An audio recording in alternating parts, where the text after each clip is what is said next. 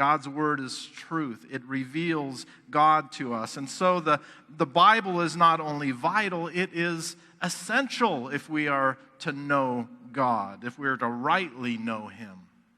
God communicates Himself to us all throughout biblical history. And His clearest communication to us is in the person of Jesus, His Son. Hebrews 1:3 says, Jesus is the radiance of the glory of God and the exact imprint of His nature. Colossians 1:15 says, Jesus is the image of the invisible God. And Jesus said in John 14:9, whoever has seen me has seen the Father. And so if we want to know God, we need to pay close attention to Jesus. Jesus, who is the exact imprint. Jesus, the image of, the one who shows us who God is. And not only will Jesus help us to know God, but He will expose our wrong thinking about God. If we think God doesn't care about sin, then watch Jesus as He violently cleanses the temple and speaks of hell. If we think God simply winds the clock of creation and stands by, letting it run without involving Himself, then watch Jesus as He stills the wind and the waves. Watch Jesus as He speaks to a rotting corpse and brings it back to life. God does not stand idly by. No, He is sovereign. And He powerfully acts upon His creation.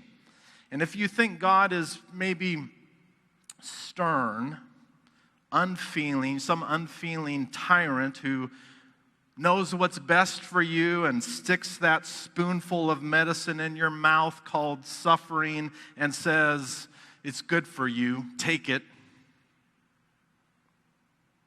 then you need to be reminded that Jesus knew what was best for His friends. Jesus knew what He was about to do. Jesus knew that everything would work out for their good and His glory. And still, Jesus saw their suffering, and with great and real compassion, Jesus wept. If you want to know the heart of God, if you want to know Him in the midst of your pain, your heartache, look to Jesus. And know that John 11:35 communicates that God deeply cares for you.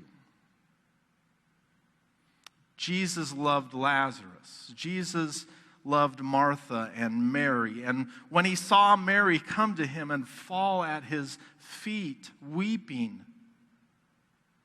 John tells us in verse 33 that Jesus was deeply moved in His spirit and greatly troubled.